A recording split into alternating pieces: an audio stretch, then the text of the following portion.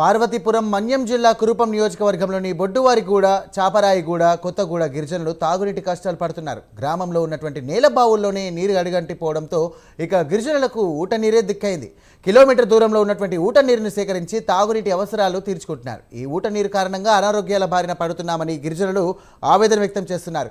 ఇక వెంటనే అధికారులు స్పందించి తాగునీటి సమస్యను పరిష్కరించాలని కోరుతున్నారు. సుమారుగా 40 కుటుంబాలు నివసిస్తూ ఉన్నాయి. అలాగనే 300 పైగా జనాభా కూడి ఉన్నారు. అయితే నీటి సదుపాయం లేకపోవడం వలన ఈ గ్రామస్తులు ఇక్కడ సెలమ నీరుని అలవాటు పడి ఉన్నారు.